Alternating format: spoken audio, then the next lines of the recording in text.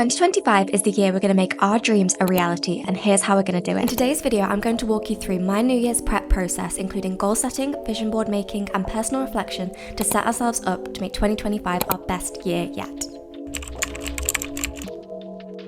It's officially 2025, and if you're anything like me, your 2024 was less than ideal, but it's officially time to reset, regroup, reorganize, and get our lives together to make 2025 our Now, as a type A girly, I love everything: planning, organizing, resetting, goal setting, vision boarding, all of that. So I'm going to walk you through my planning for 2025 routine to make 2025 our best year yet. So first up, we have reflection. It's important to look back on the previous year to, one, be thankful for everything that we accomplished, but also to look at maybe where we could improve. While it's extremely tempting to just dive headfirst into New Year's resetting, planning, organizing, whatever, I think it's really important to sit and reflect on the previous year, to actually be grateful for what went well, and maybe look at things and areas that you can improve in. I know for me, there's certainly a lot of areas that I can improve in. So the way I like to do this is by journaling. I'll put up the journal prompts that I used here on the screen and really just take the time to write down the highlights, write down the goals that you accomplished this year,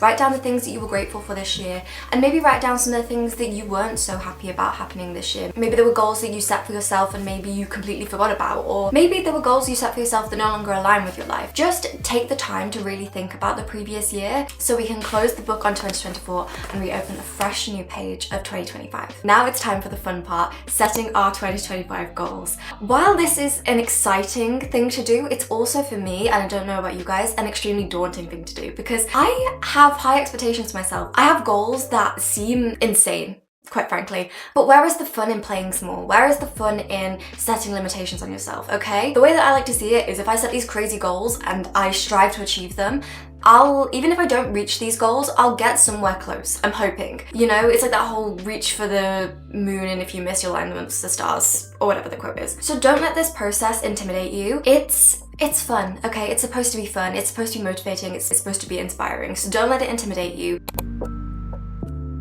So within each category, we want to make these goals as achievable as possible, so we want to make them SMART. And if you've not heard of that before, it stands for specific, measurable, attainable, realistic, and time-bound. So an example of this would be, instead of saying, I want to read more, I would say, I want to read 24 books in 2025. Should make it 25 really, shouldn't I? Now I think about it. Oh well. So this goal is specific.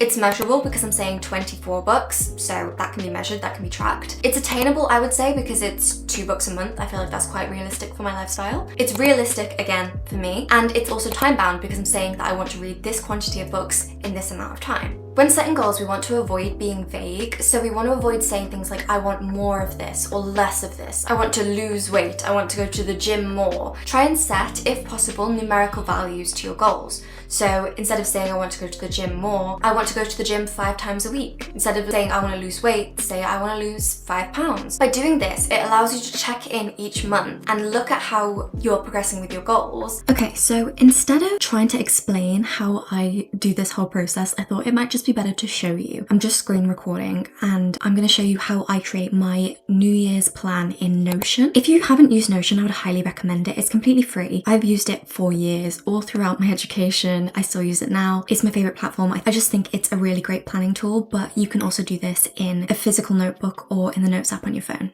So all I've done is open up a new page. I'm just going to call it 2025 goals. You can add a little icon. I like to do the little bow. And you can also add a cover and change it.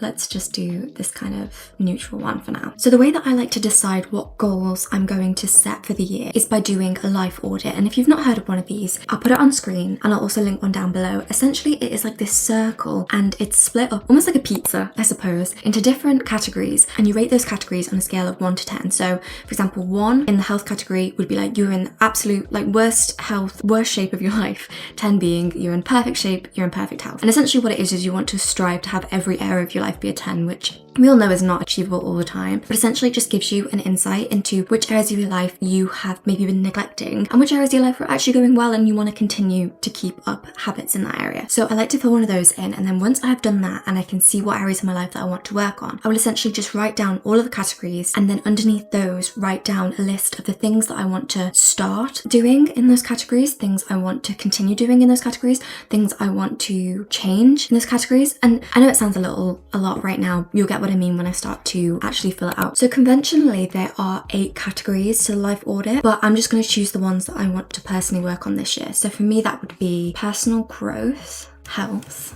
career, recreation, spirituality, it's so hard to say and type at the same time, and finances. With these categories, I'm just going to make them slightly bigger, make them headings. So doing that, I'm just clicking on the 6 little dots there and clicking turn into, and then I'm just going to choose heading 2.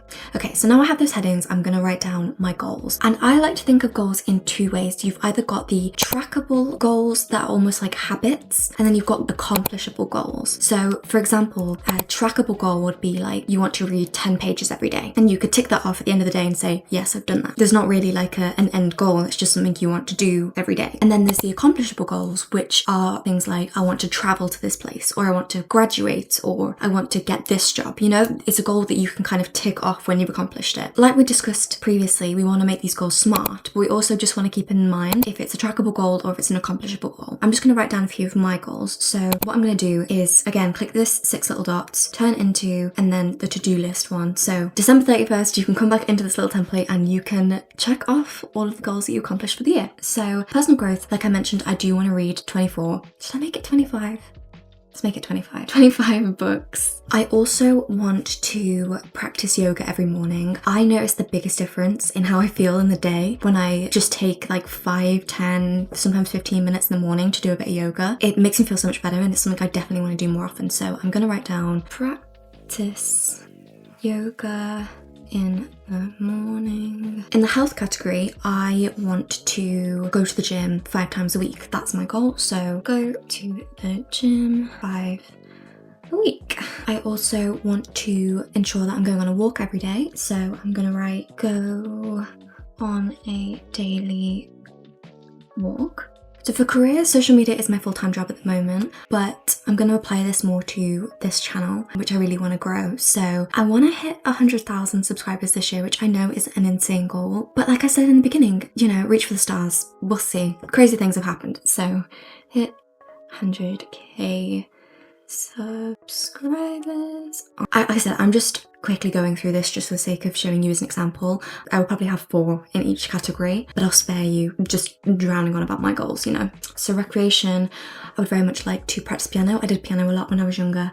I have been terrible at practicing, and I definitely don't want to lose what little skill I have, so I want to practice that. So I want to practice piano. Practice piano. I want to practice, I'm going to say 3 times a week. Again, we want to make this achievable and realistic, and I feel like that's both. Spirituality, I really want to get more into meditation. I like ebb and flow with meditation. I'll have periods in my life where I'm doing it all the time and I feel great for it, and I have other periods of time where I just seem to forget about it and don't do it at all. I definitely notice a difference. I think it really is really beneficial. I know it's beneficial. I felt the benefit of it, but I also know from reading and learning about all of the different benefits of it for brain health, for mood, for your mental health and everything like that is a good thing to do. So I'm going to say meditate 5 times a week. And then for finances, I really want to get a credit card. I don't have one. I really want to start building credit, so get a credit card. Okay, so we have 1 to 2 in each category just for the moment. So when I have my goals written out, what I like to do is go further down the page, click this little plus button, and I want to add a table. So once you have this table here, click the 3 little dots and go to turn into database. Click that, and it's just kind of give you this. I like to compare it to like a little Excel spreadsheet in Notion, if that makes sense. So like I said before, you have trackable goals and you have accomplishable goals. So the way that I like to do it is I have a table for tracking. So I'm just going to call this goal tracking.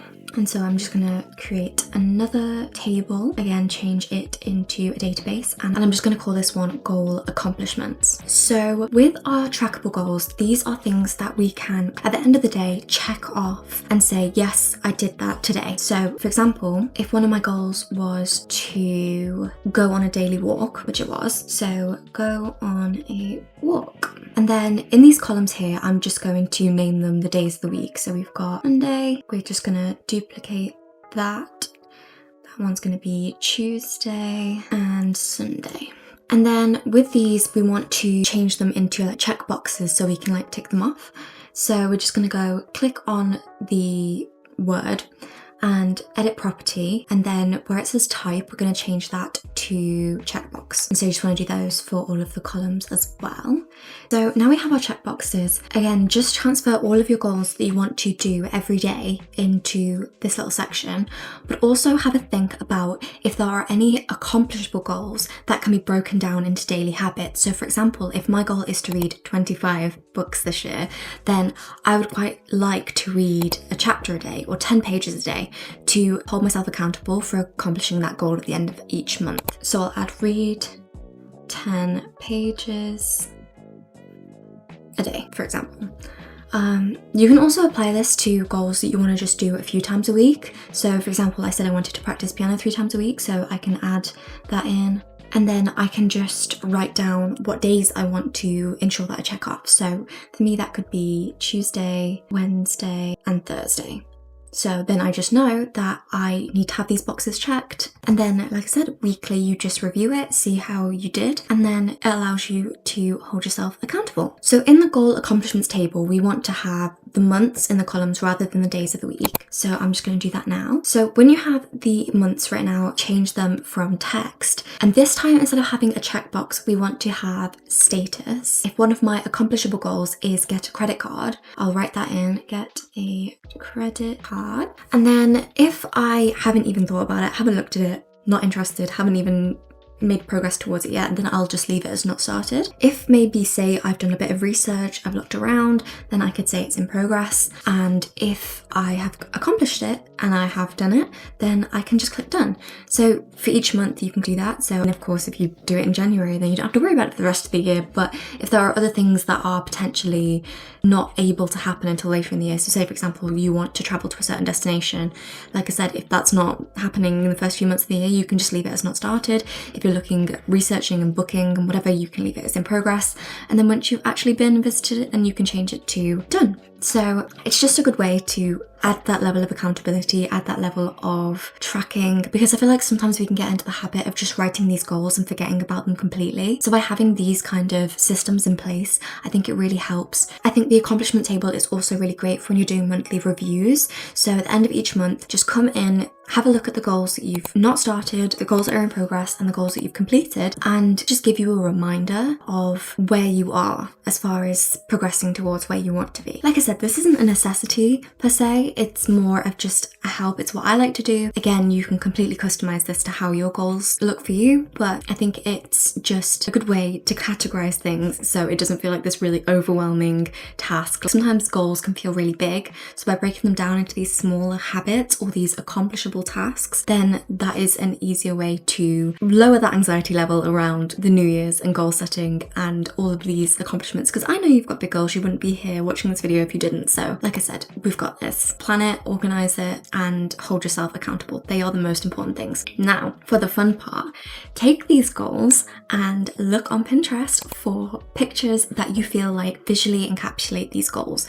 I want pictures that spark joy in you, like pictures that when you look at them, you can see yourself in these situations and they make you smile, things that you want to accomplish, places you want to go, things you want to do. Find those pictures, save them to a Pinterest board. So that is exactly what I'm going to do now.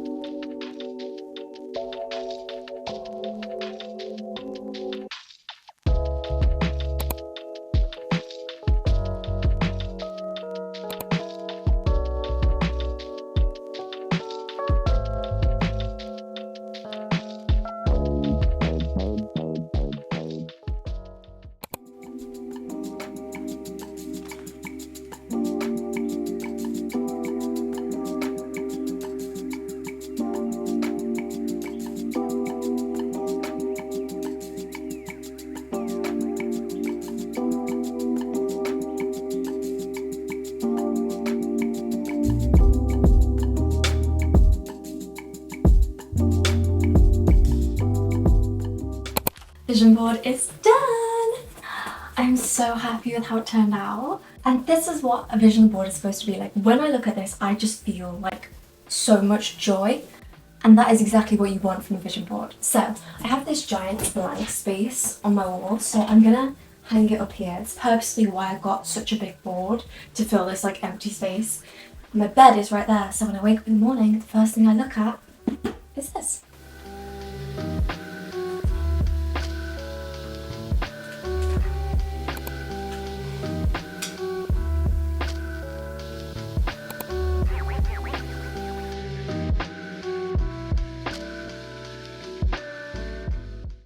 So one of the last steps in my New Year's reset process is scripting. And essentially, scripting is a manifestation technique in which you write down your goals as if they've already happened, which I know might sound a bit silly, but what I do is I title a page of my journal, December 31st, 2025, and I write down what it would feel like to have accomplished all the goals I've set for myself this year. And what this does is put you in this really positive mindset where it feels like your goals are more in reach than they were if they were just like on a vision board. You can actually see yourself in the circumstances in which these goals exist. And then one of my favorite ways to lock this in is by doing a manifestation meditation like I'm doing here. I really enjoyed this one specifically because I really think it helps you visualize whatever it is you're wanting to manifest in your head. The way that she guides you through it is really great, so I would definitely recommend. But yeah, that is everything for this video. Thank you so much for watching. I hope you have a wonderful 2025. I really want to get into a posting schedule. I want to try and post on Wednesdays and Sundays. So yeah, thank you so much for watching. Subscribe, like this video, and I will see you in the next one. Bye.